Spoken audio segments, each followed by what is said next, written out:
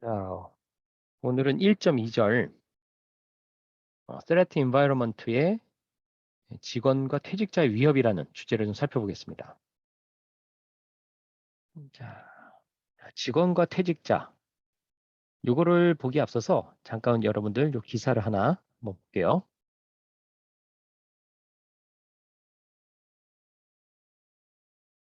음,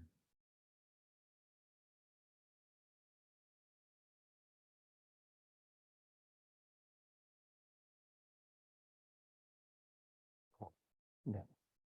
자, 여러분들 요 뉴스나 신문에서 좀 많이 좀 봤을 거예요. 뭐 회사에서 횡령이 있었죠, 횡령. 그 직원, 내부 직원이 회사의 자산을 횡령한 사건이 있었습니다. 그 뉴스에서 하도 크게 나왔던 일이기 때문에 여러분들 뭐 한두 번씩이라도 최소한 접해봤을 내용인데요. 내부 직원이 회사의 돈을 횡령을 했다는 것이죠. 횡령을 했다는 것이에요. 그러면 이거를 왜 몰랐을까? 나중에 나온 기사를 보니까 간 보듯이 50억씩, 물론 50억도 어마어마하게 큰 돈인데요. 처음에 50억을 자기 계좌로 이체했다가 다시 원래 계좌로 넣어놓고 이렇게 해봤는데 아무도 그거를 눈치 안 챘다는 거예요. 음. 내부에서 이거를 감시하는, 통제하는 절차가 없었다는 거예요. 통제, 컨트롤에는 세 가지 유형이 있다고 그랬죠. 뭐가 있다고 그랬죠? 중요하니까 좀 반복을 해보면 첫 번째 통제는 예방적 통제가 있다고 그랬어요. 예방 통제. 두 번째는 탐지 통제.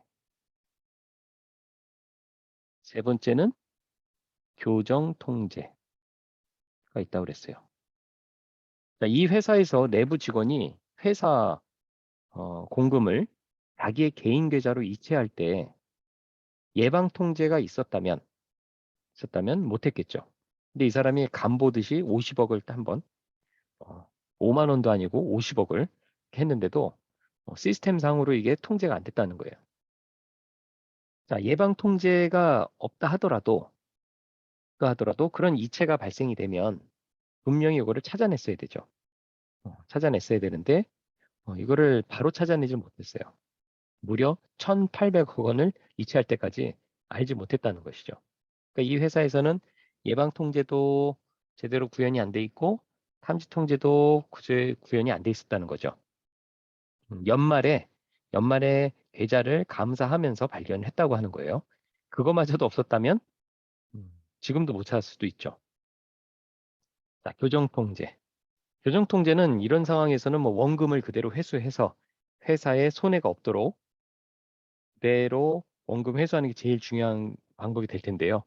글쎄요, 이런 부분에서는 예방서부터 제대로 된 것이 매우 필요했다라고 생각이 듭니다. 이런 내용들을 지금 살펴볼 거예요. 이런 내용들을. 자, 교재 제목을 원서를 갖고 있는 학생들은 이 책 제목을 보면은 Corporate, Corporate Computer Security라는 제목이 와닿을 텐데요. 우리말로 본다면 이제 회사의 컴퓨터 보안 이런 뜻이 돼요. 어떤 조직에서의 여기서 이제 컴퓨터라고 하지만 이 컴퓨터는 정보 시스템을 얘기하는 거예요. 정보 시스템을. 그걸 다 통틀어서 그냥 컴퓨터라고 얘기한 건데요. 이런 데 있어서의 이제 보안에 대한 내용입니다. 그래서 기업의 또는 조직의 내부의 직원에 의해서 발생하는 이 위협에 대해서 살펴보는 거예요. 대표적으로는 이제 보복, 사보타지, 그리고 해킹, 절도, 남용, 악용 이런 것들이 모두 포함이 됩니다.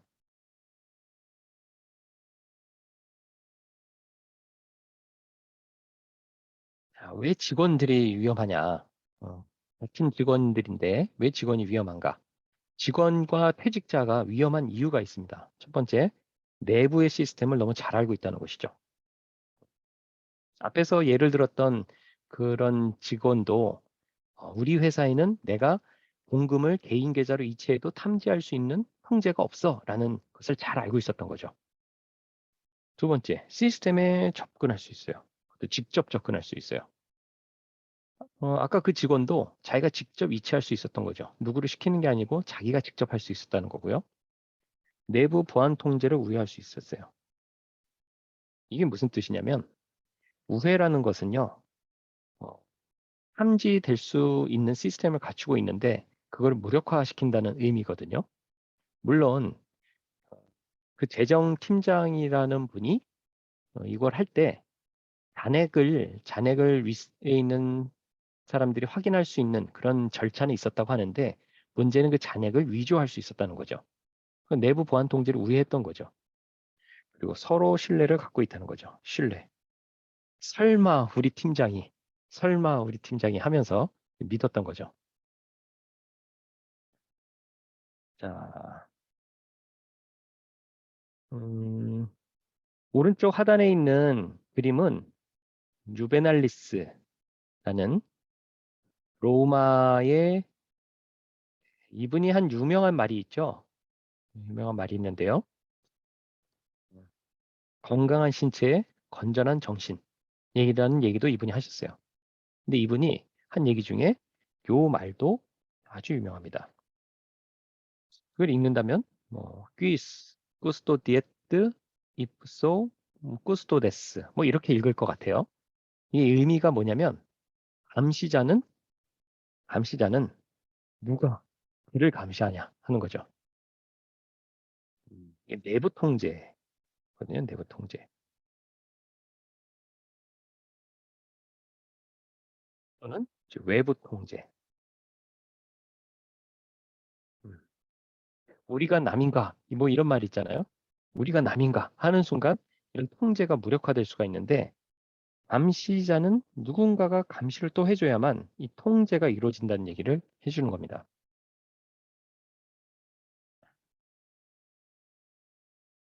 직원의 사보타주. 자, 이 사보타주라는 얘기는 이 불어에서 유래가 됐다고 그래요. 신발, 슈즈에서 유래가 됐다고 그래요. 산업화가 되면서 공장에 자동화 기계가 들어오면서 사람들이 어, 많이 회사에서 해고가 된 거예요. 그래서 이분들이 조직에 대한 보복을 하면서 기계에다가 자신의 신발을 집어 던지면서 기계를 고장 내면서 이 말이 유래됐다고 그래요. 그래서 조직에 대한 보복을 하는 거죠. 보복. 아니면 태업. 열심히 일 안 하는 거예요. 열심히 일하면서 회사에 해를 끼치는 거죠. 이런 이제 물리적인 보복도 있겠지만 하드웨어, 소프트웨어, 데이터 파괴, 파손, 업무 방해 행위, 흔히 이제 논리 폭탄이라고 하는 어떤 로직이 이제 만족됐을 때 내부의 데이터를 파괴시키라는 그런 로직 보험 형태로 보복을 할 수도 있어요. 내부 직원에 의한 해킹 사건도 많이 있습니다. 해킹이 뭐예요? 권한이 없는데 의도적으로 시스템 자원에 접근하는 것을 해킹이라고 하죠. 이건 범죄죠, 범죄. 일단 권한이 없으면 범죄예요. 그리고 의도가 들어가면 안 돼요. 의도가 들어가면 자, 돈을 훔치기 위해 단지 호기심으로 뭐 돈을 훔치기 위해서 어떤 물질적인 목적으로 해킹을 할 수도 있죠. 아니면 호기심이나 아니면은 자기의 어떤 만족감을 통해서도 할 수가 있어요. 범죄 판단의 기준으로 볼 때는 이 권한 부여 측에서 봅니다. 원래 그런 일을 하면 안 되는데 그런 일을 했을 때 그건 이제 범죄 선을 넘게 되는 것이죠. 그러니까 내부 직원들이 이런 걸 할 수가 있다는 것이죠. 권한이 있는데 하게 되면 목적은 또 다를 수가 있죠. 그리고 지난 시간에 얘기했듯이 직무 분리를 하는 이유도 이런 것을 통제하기 위해서 하는 것이죠. 이 단어들에 대해서 한번 좀 읽어보세요. 여러분들 해커, 뭐 화이트햇, 블랙햇, 그레이햇 이런 얘기들이 있는데 먼저 읽어보시고 요거는 네트워크 아카데미에서도 이런 내용들이 있으니까 한번 내용을 한번 잘 보시기 바랍니다.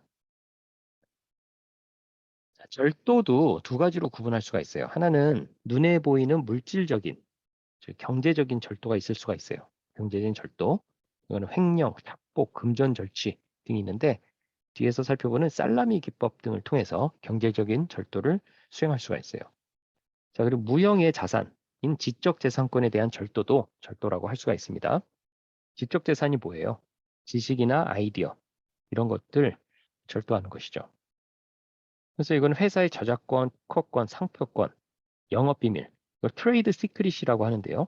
이런 것을 내부자가 직원이 범죄에 이용을 할 수가 있습니다. 자기의 이익을 위해서 절도하는 것은 이제 범죄가 되는 것이죠. 자, 살라미.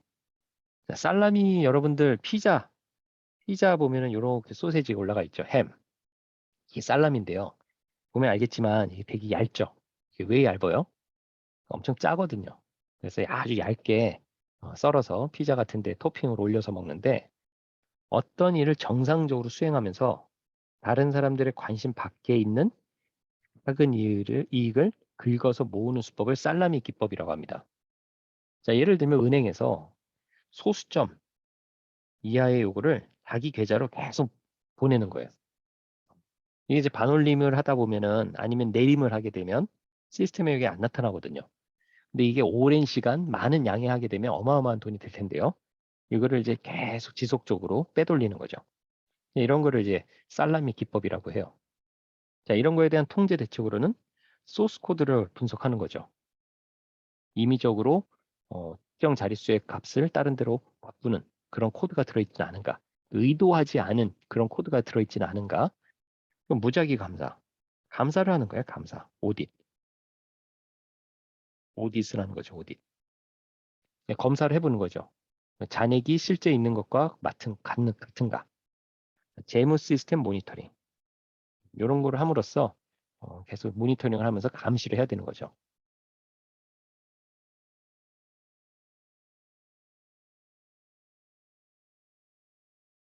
지적재산권을 앞에서 간단히 얘기했는데요. 이것도 한번 읽어보면서 각각의 의미를 좀 살펴보기 바랍니다. 자, 직원과 퇴직자 위협 중에 직원의 이제 강탈, 익스토션이라고 하는데요. 협박, 위협을 가해서 금전적, 물질적 이익을 요구하는 것을 직원의 강탈이라고 하고, 이거 외에도 요새는 이제 성희롱과 인종차별도 하나의 문제가 돼요. 이걸 왜 근데 정보보호에서 이런 얘기를 하는가? 왜 할 것 같아요? 정보를 보호하는 거하고 이거 무슨 관계가 있죠?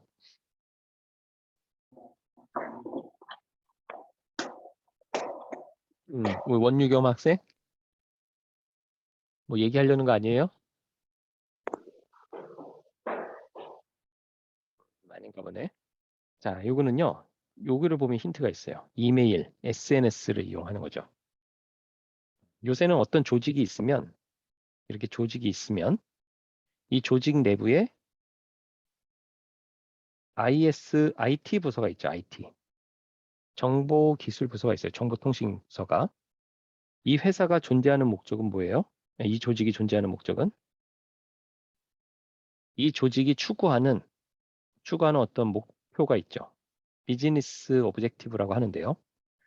이 회사가 이 목표를 달성하기 위해서 이거를 잘 달성하기 위해서 인포메이션 테크놀로지를 이용을 하거든요.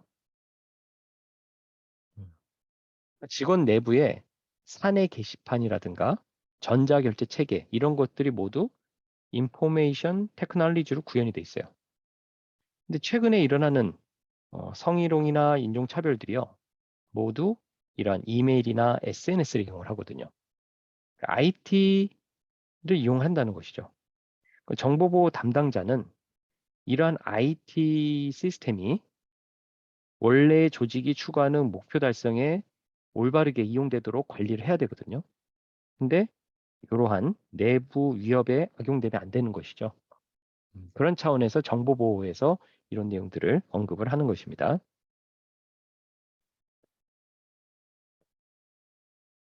논리폭탄.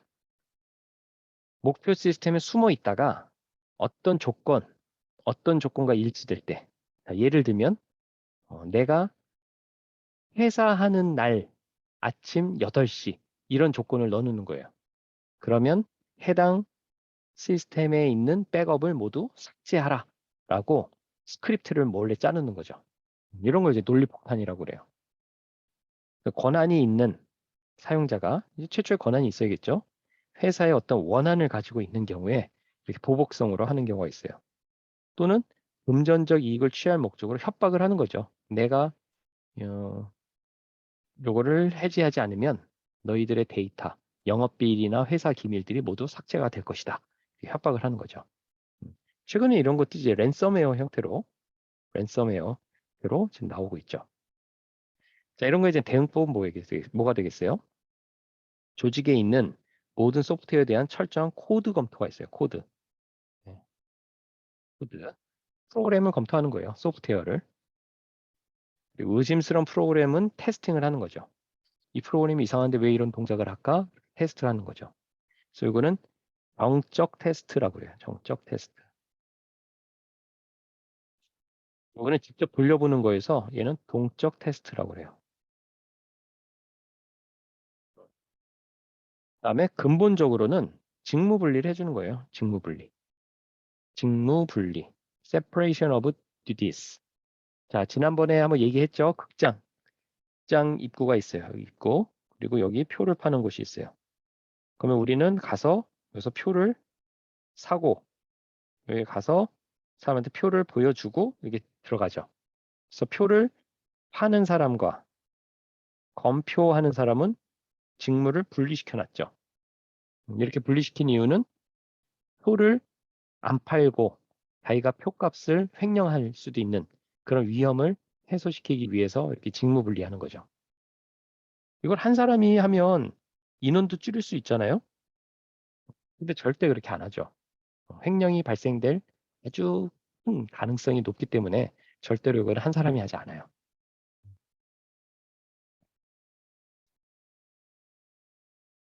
자, 퇴직자 관리. 자, 직원이 퇴직하게 되면 이런 행위들을 라고 얘기를 하고 있어요. 어디서? C습에 보면 이런 내용 나와요. 예, 퇴직자 관리에 대해서. 자, 직원이 퇴사하게 되면 사용자의 계정은 곧바로 사용할 수 없게 해야 된다. 삭제를 하거나 권한을 회수해야 돼요. 그리고 모든 시스템의 패스워드를 변경해야 돼요. 왜냐면 이 사람이 패스워드를 알고 있을 수 있거든요.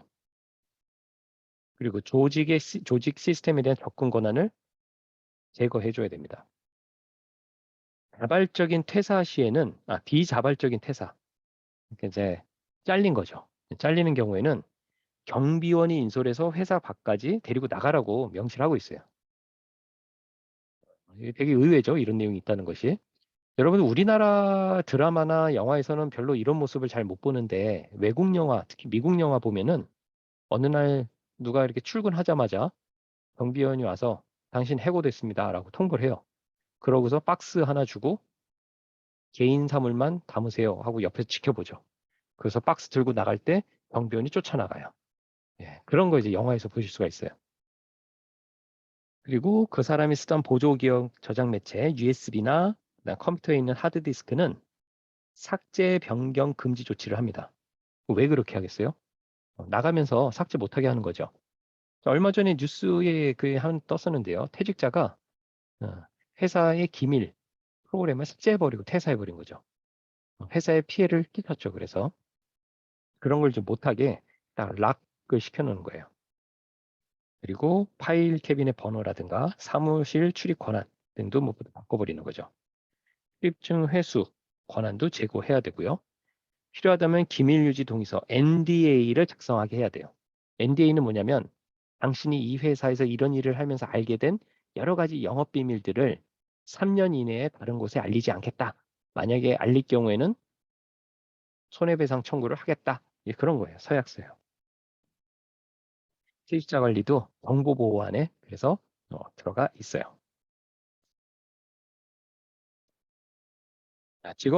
직원의 인터넷과 컴퓨터 남용, 이제 어뷰즈예요. 어뷰즈 문제. 아까 요 그림 잘 생각하세요. 어떤 조직이 있는데 IT 부서가 존재해요. 왜 IT가 있다고 그랬어요? 이 회사가 어떤 목표를 달성하는 것을 잘하기 위해서 있다고 그랬죠. 그래서 회사에서는 IT 시스템 많이 하는데 문제는 조직의 IT 자원을 직원들이 악용 또는 오용을 할 수가 있다는 것이죠. 대표적으로 어떤 데 오용을 하겠어요? 불법 소프트웨어나 음란물 뭐 이를 이제 불법으로 다운로드 받는 거죠. 회사에 와서. 그리고 회사에 보관되고 있는 개인정보 열람 등 하는 거죠. 작년에 좀 끔찍한 사건이 있었죠. 스토커가 옛 연인의 그 집 주소를 어떻게든 알아내서 그 집에 가서 이제 범행을 저지르는 그런 끔찍한 일들이 있었는데요. 개인정보를 열람했던 것을 악용을 했던 거죠. 그 돈 주고 정보를 썼잖아요. 그래서 한 사람의 생명이 안타깝게 죽게 됐는데요. 이런 것들이 이제 IT 자원을 잘 활용해야 되고 오용, 악용을 막아야 되는 정보 보호의 하나의 큰 역할 중에 하나가 되는 것입니다. 자, 법적 소송 요인이 되기도 해요. 어떻게 되냐면은 이 IT 자원을 이용을 하기 때문에 성폭력이라든가 지적재산권 위반, 개인정보보호법 위반 등의 증거물이 모두 IT 자원으로 형태로 남아 있어요. 이 사람이 접속한 로그, 어느 사이트를 언제 썼는지, 그 다운로드 받은 파일이 무엇인지, 보낸 이메일은 무엇인지 이런 것들이 모든 증거가 IT 자원으로 남는다는 거죠. 자, 그리고 조직에 IT 시스템이 도입이 되면서 멀웨어의 유입 요인이 되는 거예요. 어택 서피스라고 하는데요. 어, 컴퓨터를 사용하고 인터넷을 사용함으로써 또는 이제 와이파이를 접속을 함으로써 외부 공격자가 침투할 수 있는 공격 표면이 더 생기는 거예요. 음, 그래서 바이러스라든가 사회공학 기법의 이 공격 대상이 되는 것이죠.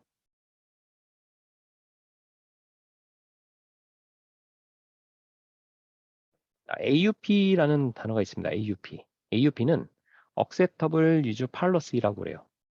자, 여러분들 학교에서 제공하고 있는 오피스 365라든가 아니면 학교에서 제공하고 있는 구글 스윗 같은 걸 보면 여러분들 동의하죠. 필수 조건에 동의하고 하는데 그게 모두 AUP입니다.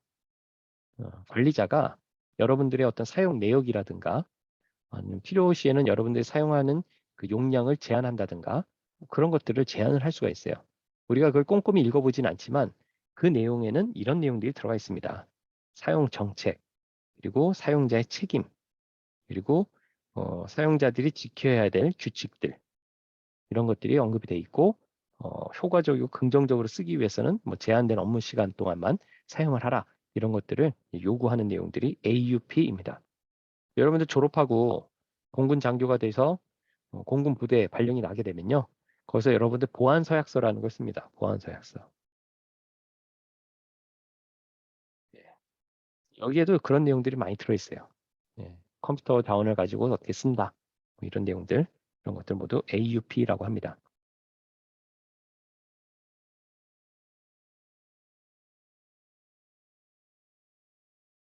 직원과 퇴직자의 위협, 또는 우리가 눈여겨봐야 될 것은요. 자료 분실입니다. 자료 분실. 요새는 이제 공유 오피스, 공유 사무실 이런 식으로 하면서 사무실을 특정 정하지 않고 직원들한테 그냥 노트북 제공을 해서 필요할 때만 사무실에 나와서 원하는 자리에 앉아서 일하게 뭐 이렇게도 하는 회사들이 있는데요. 그러다 보니까 노트북이나 USB 같은 거 이제 분실하는 위험이 발생됩니다. 음. 자, 여러분들 우리가 이런 절차들을 좀 봤는데요. 이런 절차들 보면 노트북이나 USB가 분실하는 것도 정보 보호, 정보 보안의 관점에서 어떤 통제를 할 수가 있는데요. 노트북이나 USB 분실을 대비한 어떤 최선의 방법은 뭐가 될 수 있을까요?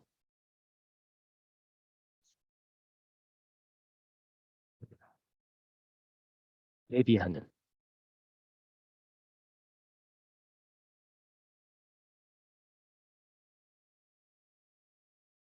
한 곳에 보관한다. 비밀번호 설정한다. 음, 한 곳에 보관한다. 요 한 곳에 보관한다는 의미는 저거죠. 직원들이 잃어버리더라도 회사의 어떤 데이터베이스에 잘 모아놓겠다. 클라우드 서버 같은 걸 해가지고 잘 모아놓겠다. 이런 뜻이겠죠. 그리고 데이터 백업도 그런 것 같고 잠금 해제 실패 시 데이터 초기화, 추가적으로 물리적인 체크. 좋은 정보들이 많이 나와요. 음, 자, 이런 문제 유형도 이제 실습에서 많이 묻는 문제인데요. 음, 지금 우리 조민종 학생이 한 곳에 보관하는 거, 김성근 학생이 데이터 백업, 그리고 허주영 학생이 잠금 해제 실패 시 데이터 초기화, 그리고 조민종 학생이 또 추가적으로 물리적인 체크를 한다. 얘기를 했어요. 부주의 활동에 의해서 어떤 위협이 있는데 노트북이나 USB를 분실할 때 이런 분실을 대비한다. 자, 우리 학생분들이 아주 좋은 얘기들을 했는데요. 이 위협을 한번 따져봅시다. 노트북이 분실됐어요.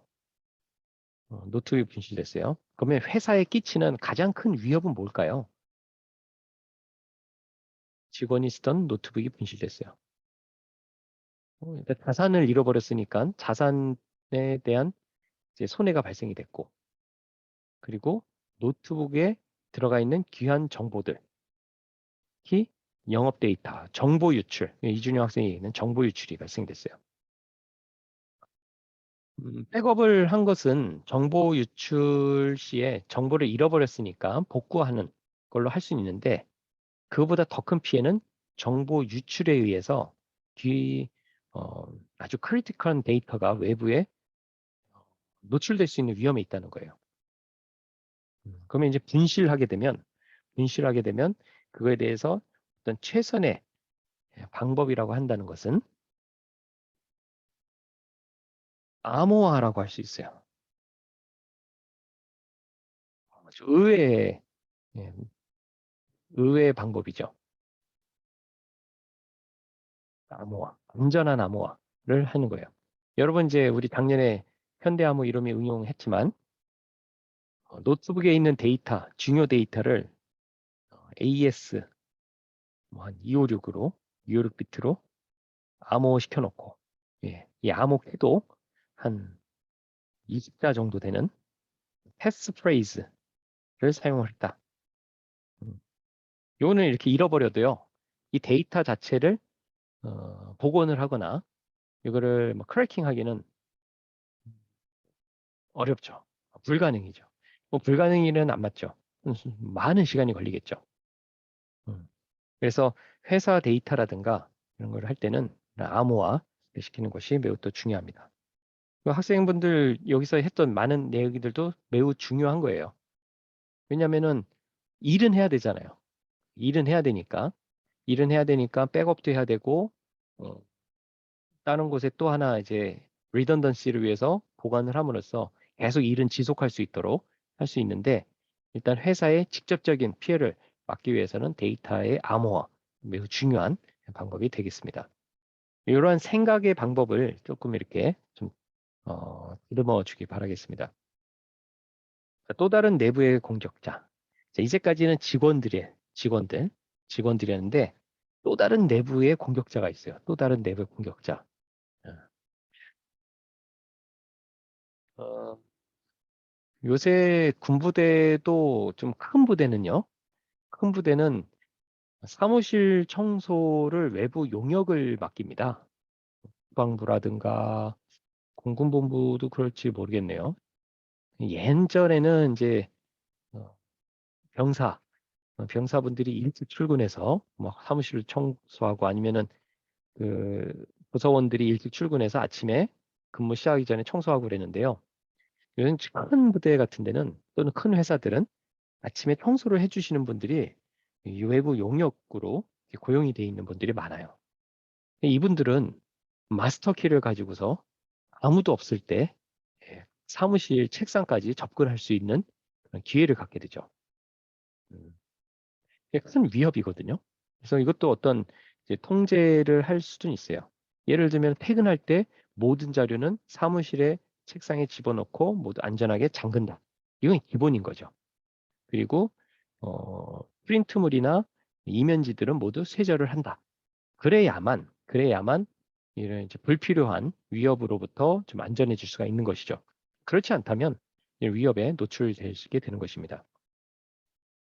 이런 외부 용역이 또 위험한 이유는요. 계약 기간이 종료된 다음에도 계속 접근 권한을 주는 거예요. 음, 이런 것도 이제 위험한 것이 되겠죠. 자, 1.2절에서는 직원과 퇴직자 위협에 대해서 살펴봤습니다. 여러분들 일반적으로 우리가 아직 사회생활이나 조직생활을 경험하지는 않았기 때문에 생각을 안 해봤다 하더라도 이번 내용들을 좀 통해서 이러한 위협들을 잘 생각해 보기 바랍니다. 1.2절에서는 일단 사람에 대한 위협이었다면요. 1.3절에서는 일단 소프트웨어로 되어 있는 이 멀웨어에 대해서 좀 살펴보겠습니다. 멀웨어. 멀웨어는 악성 코드라고 얘기할 수 있어요. 멀웨어는. 음. 자, 시스템에 침투해서 시스템의 보안 정책을 위해하고 피해를 주는 거죠.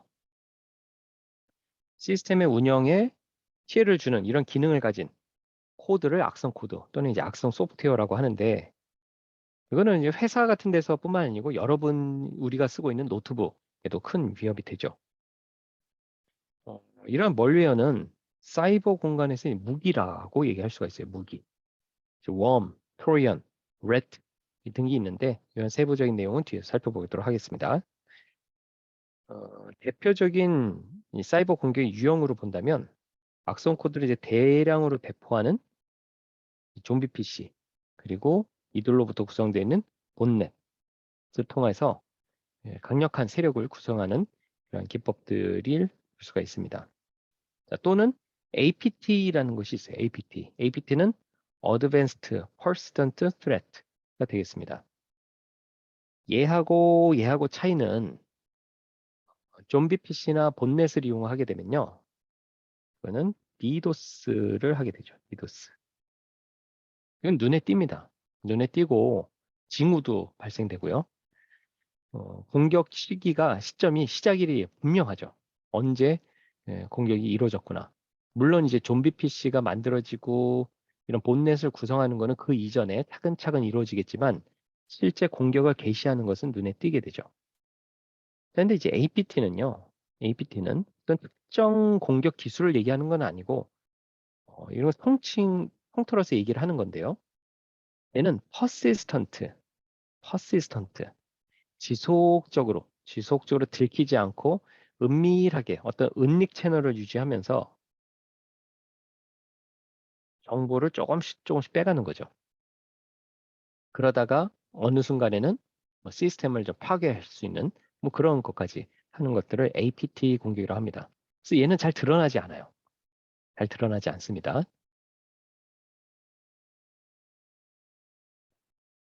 악성 코드에 대한 학습은 이제 보안에 대한 기본 지식이다라고 할 수 있기 때문에 악성 코드에 대해서 잘 알아두시기 바랍니다. 악성 코드의 유형. 자, 먼저 바이러스입니다. 바이러스. 자, 이름을 이제 바이러스라고 붙여놨어요. 코로나 바이러스 이런 것처럼 이제 바이러스라고 했는데 얘는 어, 바이러스의 특징이 뭐예요? 바이러스는 운영체제를 포함한 어떤 호스트에도 자신을 복제시키는 악성 코드의 복제. 복제시킵니다. 복제를 하긴 하는데 바이러스의 가장 큰 특징은 얘는 자동으로 동작하지가 않아요. 반드시 호스트 프로그램이 있어야 돼요. 호스트가 있어야 돼요. 그러니까 기생을 하는 거죠. 기생.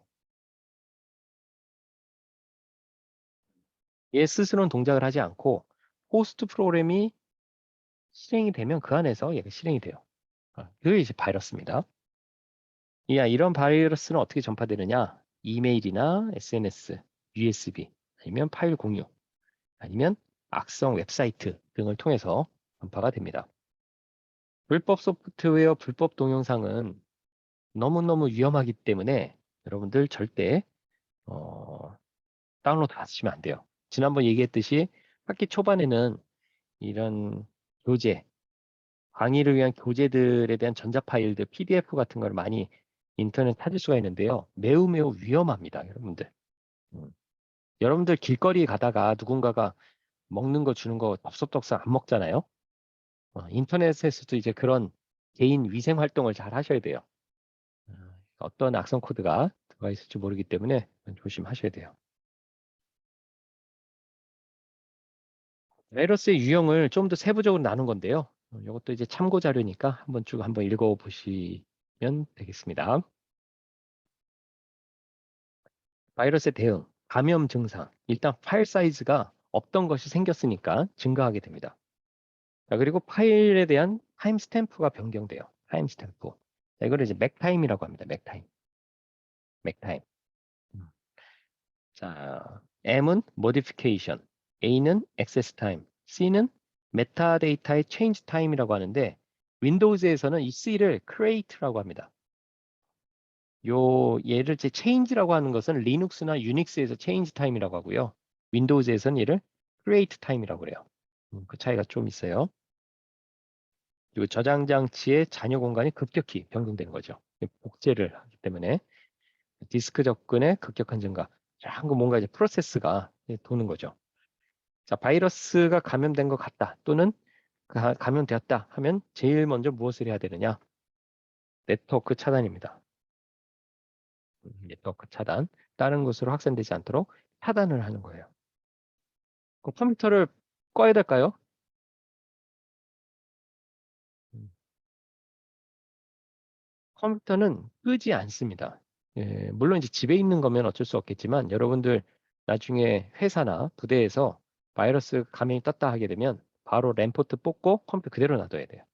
그러면 이제 시스템 보안 팀들이 와서 그 이제 포렌식 해가죠. 여러분들한테 그리고 경위서 받고 심각하면 벌 받을 수도 있고 그럴 수도 있어요. 네. 그래서 끄면은 왜 안 되느냐? 메모리 상주 프로그램 같은 거 이제 날아갈 수가 있거든요. 그래서 그 흔적을 채취하기 위해서 끄지 않도록 합니다. 대신 네트워크는 차단해 줘야 돼요. 그리고 시스템을 초기화하거나 이제 백신을 실행하면서 이제 치료를 할 수가 있는데 그렇지 않는 경우에는 이제 포맷을 해야 되는 경우도 있죠. 그래서 재설치를 해야 될 수도 있습니다.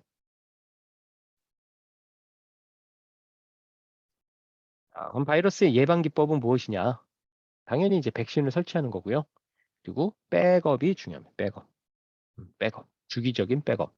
한 달이면 한 달. 아니면은 한 학기가 끝나면 한 학기.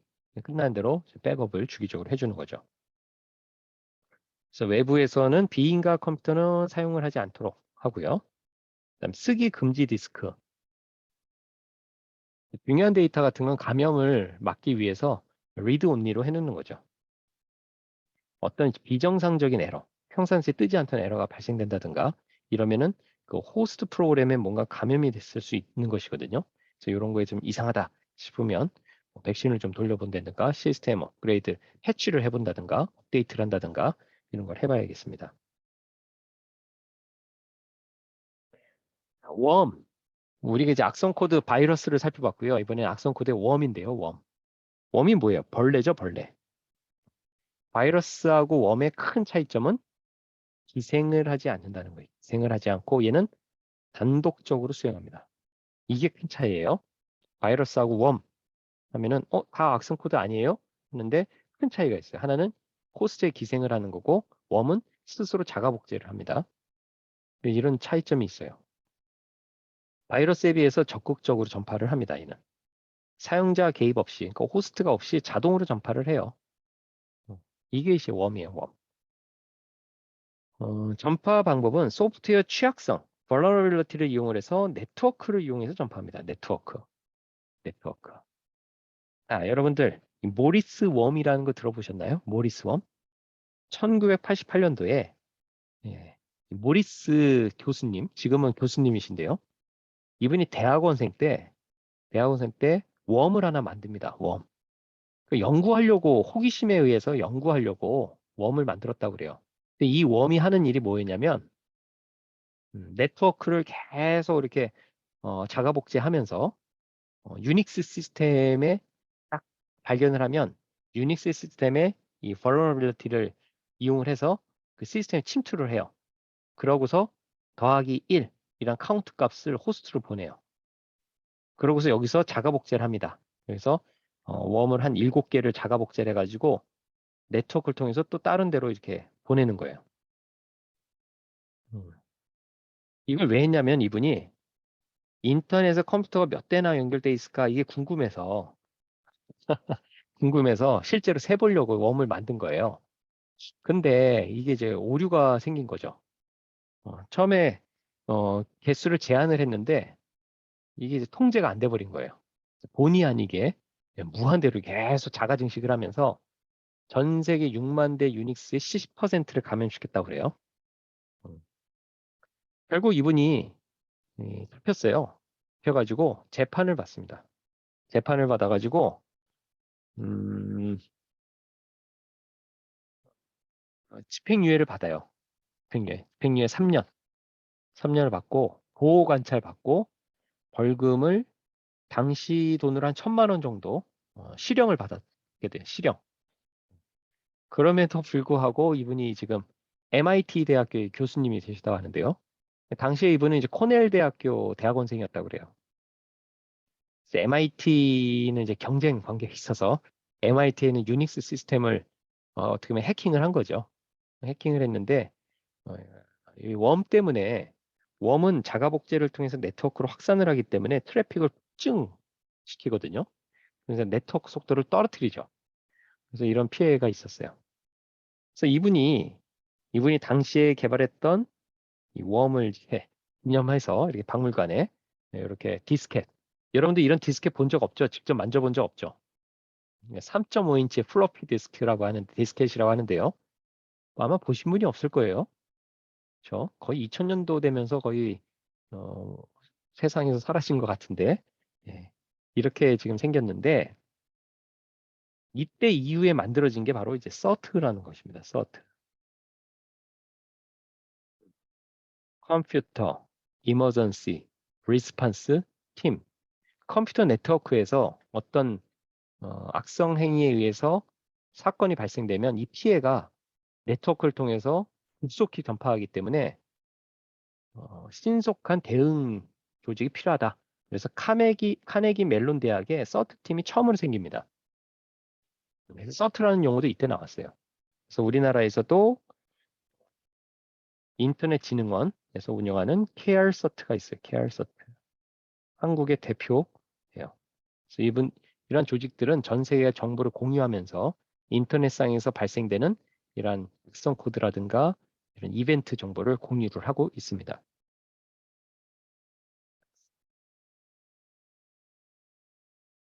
자, 바이러스하고 웜 차이는 잘 알아두셔야 됩니다. 자, 트로이 목마. 자, 영화나 책에서 이제 많이 봤죠. 트로이 목마.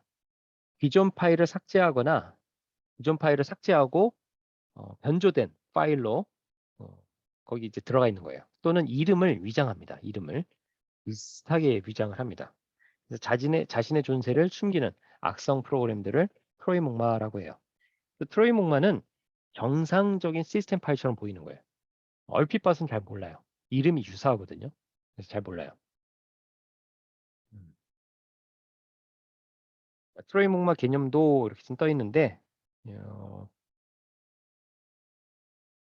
요걸 한번 보시죠. 트로이 목마에 감염되지 않으려면 백신을 설치하고 주기적으로 점검하고 부팅 화면이나 윈도우 시스템의 비밀번호를 설정하고 네트워크 공유 시 읽기 가능한 읽기 기능만 리드 온리 하는 거죠. 비밀번호를 설정하고 자료를 다운받을 때는 백신으로 확인하고 이런 것들을 해서 트로이 목마형 악성 코드들을 예방을 해야 됩니다.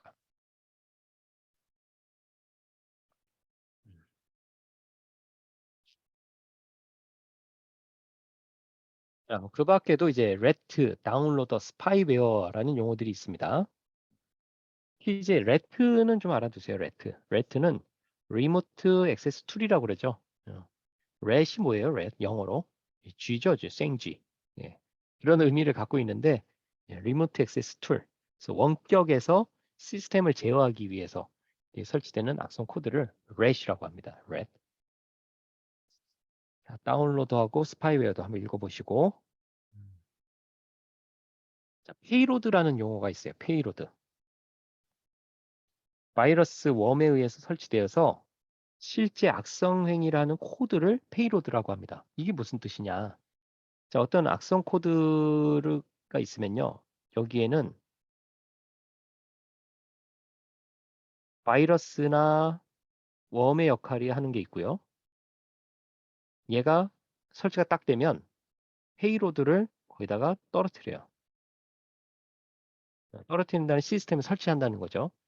얘가 실제로 악성 행위를 해요. 요거는 이제 전파를 위한 활동이고요. 전파를 위한 활동이고 실제 악성 행위를 하는 것은 요 페이로드가 합니다. 페이로드가 설치가 되면 외부로 접속을 해서 공격자의 컴퓨터로 얘가 접속을 해가지고 지금 잘 설치가 됐다 하면은 얘가 여기다가 C2 채널을 형성을 해요. 그래서 본넷이나 좀비 PC를 만들어 놓는 거죠. 자, 페이로드는 양성 페이로드와 악성 페이로드라고 나눠지는데요. 여러분 여기서 좀 영어 단어를 잘 보세요. 양성. 비나인이에요, 비나인. 이건 양성이에요. 보통 이제 퍼지티브를 양성이라고도 하는데 여기서는 퍼지티브가 아니라 이제 비나인이거든요. 그래서 요거의 반대말은 멜리셔스, 악성이에요. 그래서 단어 차이를 좀 잘 보세요. 보통 퍼지티브, 네거티브 이렇게 하잖아요. 여기는 비나인, 멜리셔스 이렇게 구분을 합니다. 그래서 양성 페이로드는 피해를 주지는 않지만 어쨌든 사용자가 원치 않는 거예요. 음. 악성 페이로드는 아주 공격적인 겁니다. 공격적인 거. 다음 루트킷. 루트킷은 이 루트라는 단어가 어디서 나오는가 잘 생각해야 돼요. 여러분들쯤 되면은 아마 리눅스를 한 번씩은 다 써봤을 것 같은데요. 그쵸? 윈도우즈에서는 루트라는 얘기를 안 쓰고 어드미니스트레이터라고 이름을 붙여놨죠. 그래서 리눅스나 유닉스에서는 관리자를 루트라고 하죠. 루트 계정. 그래서 루트킷은 루트 계정의 권한을 탈취하는 데 사용되는 프로그램의 집합이에요. 그래서 해커들이 사용하는 공격 도구들이 모아져 있는 패키지 프로그램이다 생각하시면 돼요. 루트킷이라고 합니다. 자, 그런데 루트킷이 왜 골치 아프냐면은 얘는 OS 자체를 감염을 시키거든요. 탐지가 안 돼요. 탐지가 안 돼요. 아까 우리 1.2절에서 내부자 위협 봤듯이 운영 체제가 감염이 돼버리면 탐지를 할 수가 없어요. 탐지가 할 수 없어요. 그래서 루트킷이 감염됐다 하면은 시스템을 재설치하는 방법밖에 없습니다. 루트킷에 대한 해법은. 자, 그래서 오늘 바이러스, 웜, 트로이언 등에서 살펴봤으니까 이제는 그 차이점들을 잘 구분하시기 바랍니다. 자, 오늘 이제 1.4절 내용을 좀 살펴봅니다. 해커와 어택, 해커 어택, 해커와 공격.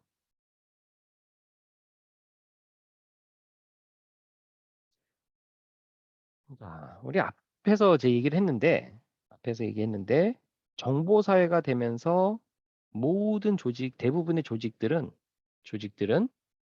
조직 내부에 IT 부서를 운영하고 있어요. IT 부서. 음. IT 부서를 운영하는 목적은 뭐라고 그랬어요? 중요하니까 자꾸 강조합니다. 조직이 운영되는 이제 목표가 있어요. 목표를 잘 달성하기 위해서 IT 부서를 운영하는 거예요. 자, 그러다 보니까 범죄가 발생을 해도 IT에 관련된 범죄가 발생이 돼요. 그거를 컴퓨터 범죄라고 하는 겁니다. 컴퓨터를 잘 쓰는, 컴퓨터에 연관된 사람들만 하는 게 아니고요. 지금은 많은 업무들이 IT에 연관이 돼 있어요. 우리 학교만 하더라도요. 여러분들의 학사 정보, 그렇죠? 학사 정보뿐만이 아니고 강의 시스템, 그리고 여러분들 뭐 이런 복지 시스템, 그리고 학교의 어떤 행정 시스템, 그리고 뭐 대외 활동, 연구, 뭐 이런 게 모두 IT 시스템에서 운영을 해요. IT에 연관이 안 된 게 없죠. 사이버 공격을 통해서 불법적으로 획득한 정보가 또 상업화되고 있어요. 불법적으로 획득한 정보를 상업화시키고 있어요. 개인 해커 그룹이 공통의 목적을 갖고 또 계층적으로 조직화, 기업화되고 있는 추세입니다. 해킹의 흐름. 먼저 이제 해킹을 하려면 표적을 정해야 돼요. 표적을 정합니다. 타겟 셀렉션. 그리고 표적에 대한 정보를 수집하죠. 그거를 정찰이라고 해요. reconnaissance, 정찰이라고 합니다. 정찰은 어떻게 하느냐? IP 스캐닝 또는 포트 스캐닝 등을 해요. 다음 공격하는 것 자체를 악용이라고 하는데, 이거를 좀 더 세부적으로 풀어준 것이 바로 사이버 킬체인입니다. 사이버 킬체인. 킬체인이라고 얘기 들어봤죠? 우리나라도 3축의 킬체인을 이제 만들어 놓고 있다고 하는데요. 사이버 공간에서는 이제 사이버 킬체인이라고 합니다. 자, 레컨, 정찰입니다. 정찰. 정찰하고 웨퍼나이제이션, 무기화해요. 자, 정찰을 하게 되면은 해당 표적 시스템의 vulnerability를 찾게 되겠죠. 이 vulnerability에 맞는 악성 코드를 제조하는 것이 웨퍼나이제이션, 무기화입니다. 표적을 보니까 윈도우즈 7에 아주 올드한 버전의 패치가 안 된 것을 쓰고 있구나. 그러면 윈도우즈 7에 해당 버전의 취약점 목록을 찾아봐요. 그게 다 나와 있거든요. 이미 다 알려져 있거든요. 알려져 있는 취약점에 대해서 무기화를 시킬 수가 있는 거예요. 그래서 여러분들 업데이트가 중요하다고 하는 이유는 알려져 있는 취약점을 제거하기 위해서 업데이트를 하는 거예요. 음. 백신을 설치하는 것도 알려져 있는 특성 코드를 막기 위해서 설치하는 거예요.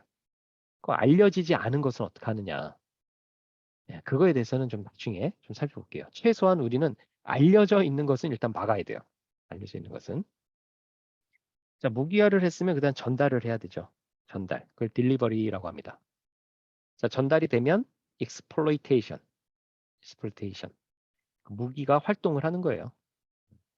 exploitation. 그 무기가 전달이 돼서 거기서 침투를 하는 거죠. 악용. 그리고 침투해서 설치를 합니다.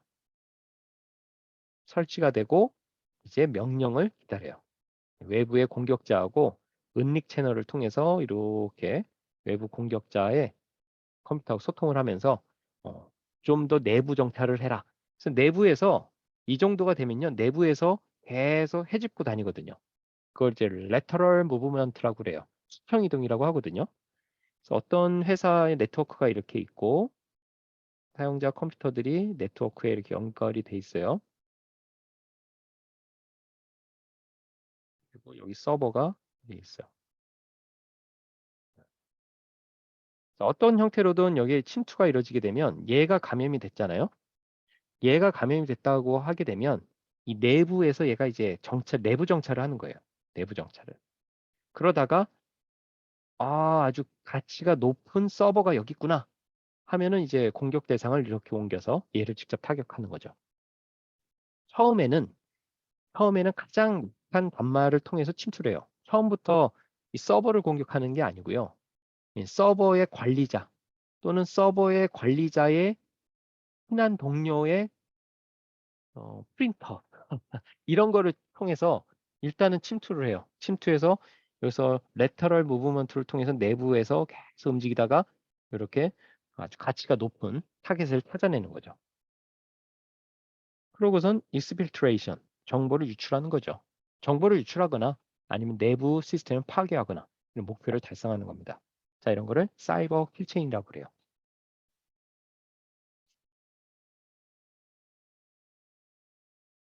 포트 스캔에 대한 내용인데요. 요거는 뒤에서 한 번 더 살펴볼 건데 여기서 지금 꼭 알아야 될 거는요. 포트 스캔은 TCP의 3-way 핸드쉐이크를 이용을 합니다. 이용이에요, 이용. 예, 이용. 그대로 하는 거예요. 오른쪽 그림에 보시면 여러분들 2학년 때 공부했을 텐데요. 씬 보내고 이 씬에 대한 에크 보내주고 요거에 대해서 다시 에크를 보내주면서 이스태블리시가 이루어지죠. 이 절차를 악용하는 것이 포트 스캔입니다. 포트 스캔. 자, 문제는 TCP transition to established state가 되게 되면요. 여기에 로그가 남아요. 로그가 남아요. 그래서 이니시에이터가 리스너에게 이런 3-way 핸드쉐이크를 했다는 것이 이스태블리시가 되게 되면 로그가 남아요. 그러면 이제 공격자 입장에서는 이런 로그 흔적이 남는 걸 원치 않잖아요. 그래서 나온 것이 바로 스텔스 스캔입니다. 자, 여기 세션이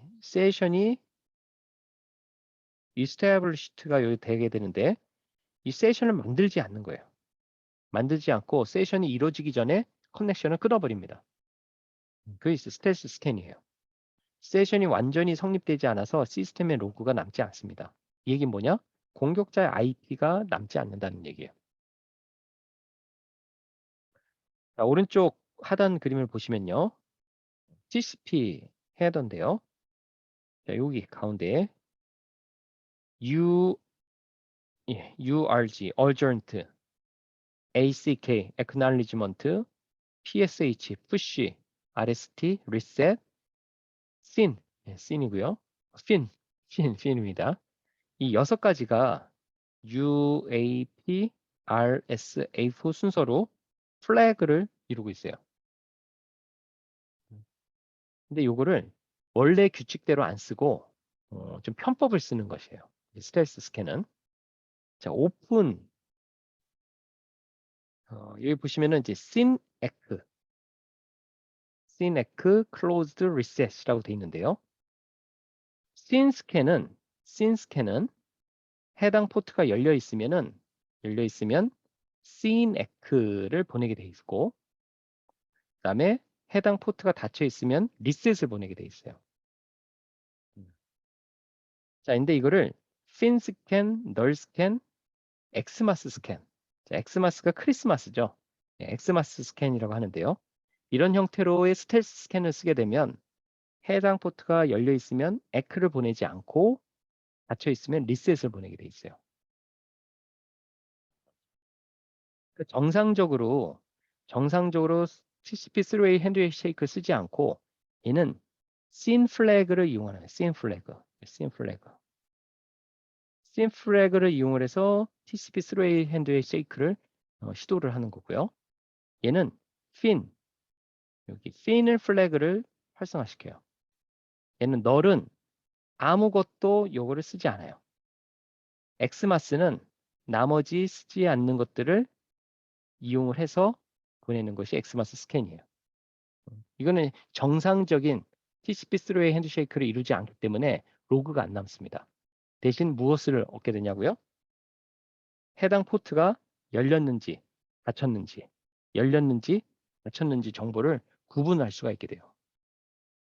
이것이 포트 스캔이라고 하는데 이거는 다음에 한번 좀 더 살펴볼 것입니다.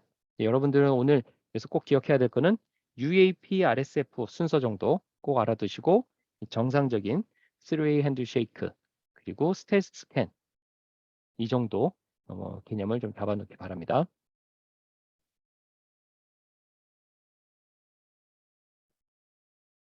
엠맵을 이용해서 포트 스캔을 하는 것인데요. 요거는 좀 다음에 살펴보도록 할게요. 한번 요거는 내용을 한번 보시고 관심 있는 학생들은 좀 더 이거 키워드를 한번 찾아서 구글링 한번 해보면 있습니다. 스푸핑이라는 단어를 좀 살펴보겠습니다. 스푸핑. 자, 공격자가 마치 공격 대상자로 가장하는 거예요. 가장.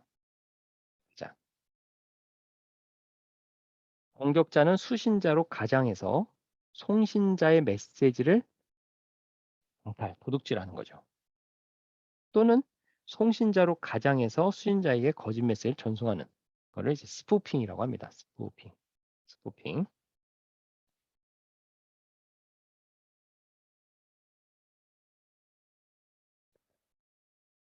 스푸핑 기법들이 OSI 7레이어의 각각의 특징을 이용해서 기술들이 좀 나눠져 있는데요.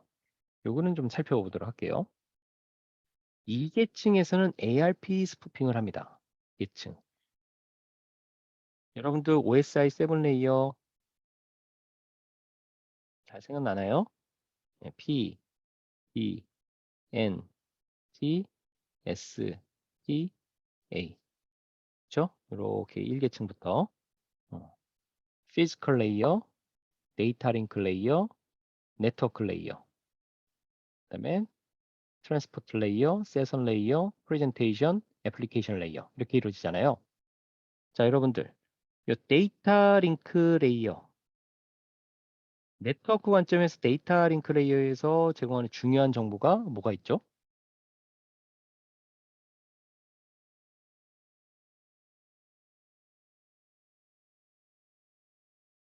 주소. 앞에서 했던 맥 타임하고 달라요. 예, 이건 미디어 액세스 컨트롤. 예, 맥 주소 있죠. 랜카드의 물리적인 주소. 그렇죠? 그다음 3계층, 네트워크 계층에서 제공하는 네트워크 관점의 중요한 정보는 IP 주소. 그리고 4계층 TCP 트랜스포트 레이어에서 제공하는 중요한 정보는 포트. 요 세 가지를 잘 기억을 해두세요. 가지를. 자, 요거는 이번 학기뿐만이 아니고 다음 학기, 그 다음 학기까지 계속 이어질 내용인데요. 2계층, 3계층, 4계층에서 제공하는 중요한 주소들. 자, 스푸핑을 한다는 것은 내가 아닌 다른 유저로 가장을 하는 거라고 그랬잖아요. 그럼 가장을 한다면 뭐겠어요? 주소를 가장하는 거예요. 주소를. 주소를. 2계층에서 스푸핑을 한다는 것은 맥 주소를 가장한다는 것이죠. 그럼 맥 주소에 관련된 프로토콜이 뭐예요? ARP죠. 어드레스 리졸루션 프로토콜. 그렇죠? 여러분들 2학년 때 공부한 것들이 이렇게 막 퍼즐이 이제 맞아 떨어지는 그런 기분이 들 텐데요. 어, 바로 이제 그거예요. 2계층의 맥 주소를 가장하는 것이 2계층의 ARP 스푸핑입니다. 그다음 3계층은 이제 IP 주소라고 했죠. IP. 그래서 3계층에서는 IP 스푸핑이에요. IP 스푸핑. ICMP 스푸핑 얘기를 하는데 일단은 여기서 IP 스푸핑을 먼저 잘 알아두시면 되겠어요. 7계층은 애플리케이션 레이어잖아요. 애플리케이션. 자, DNS 혹시 기억나나요? DNS? 음, DNS.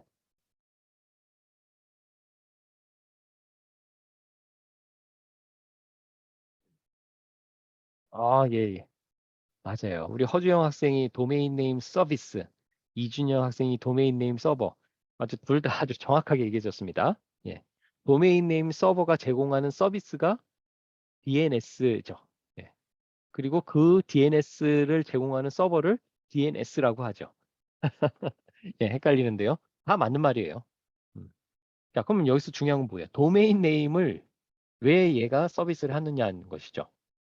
그렇죠? 자, 컴퓨터는 IP 주소를 이용해서 네트워킹을 하죠. 하지만 인간은 하지만 인간은 어, IP 주소 대신 이제 도메인 주소를 사용하죠. 그래서 두 개의 주소를 매칭하는데 사용하는 것이 바로 이제 DNS죠. DNS가 동작하는 게 7계층이에요. 7계층. 계층이 달라요. 그래서 여러분들 언론이나 매스컴 통해서 어떤 해킹 사건이 있을 때 어떤 스토핑이 있었는데 뭐 DNS를 이용해서 악용했다. 그러면 아 이건 7계층에서 이루어졌구나. 라고 생각하시면 되는 거예요.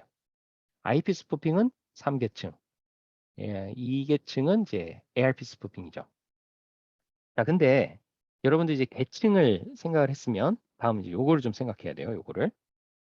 네트워크 위치에 따라서 좀 분류를 해봐야 돼요. 네트워크 위치. 여기서 얘기하는 위치는 내부냐 아니면 외부냐를 보는 거예요. 내부냐 외부냐. 자, 내부는 ARP 스푸핑이고 외부는 IP 스푸핑 또는 DNS 스푸핑이다라고 얘기를 해놨어요. 자, 혹시 왜 이렇게 구분했는지 감이 오나요?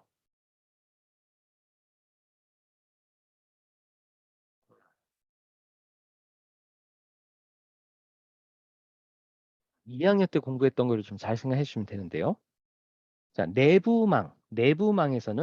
내부망에서 소통을 할 때는 맥 주소로 소통을 합니다. 근데 이게 외부망으로 나갈 때 외부망으로 나갈 때 3계층을 거쳐서 IP 주소로 쓰게 돼요. 그러니까 내부망에서는요. 내부에서는 IP 주소가 필요가 없어요. 맥 주소를 가지고 통신을 해요. 그래 가지고 컴퓨터가 통신할 때는 맥 주소를 가지고 해요. 근데 여기 3계층의 게이트웨이를 통해서 외부로 나갈 때는 IP 주소를 통해서 나가는 거죠. 자, 그래서 내부에서 ARP 스푸핑을 하는 거예요. 자, 그러면 여기서 공격자 입장에서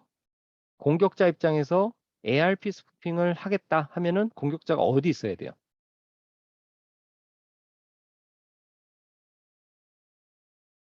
내부에 있어야 되는 거예요, 공격자가.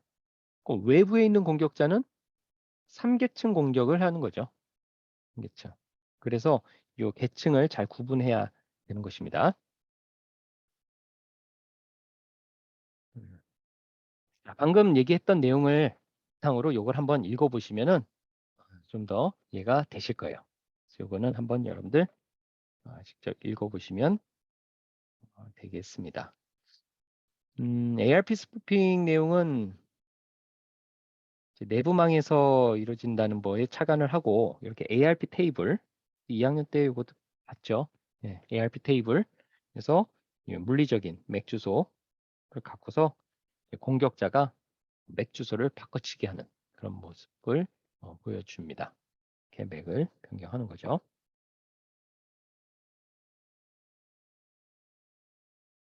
IP 스푸핑하고 ICMP 스푸핑이 있는데 이거는 한번 여러분들 읽어보시고 다음 시간에 이거는 한번 이어서 한번 더 얘기를 한번 좀 더 살펴보도록 할게요. DNS 스푸핑도 한번 여러분들 읽어보시고 네, 좀 내용이 좀 있죠. 해킹의 흐름은 아까 얘기했던 것처럼 어떤 공격의 이제 체인들이 있다고 그랬어요. 그래서 앞에서 얘기했던 이런 스푸핑을 갖고서 이렇게 점점 진도가 이루어지게 되는데 이거는 다음 시간에 스푸핑 다시 한번 살펴보면서 또 살펴보도록 하겠습니다.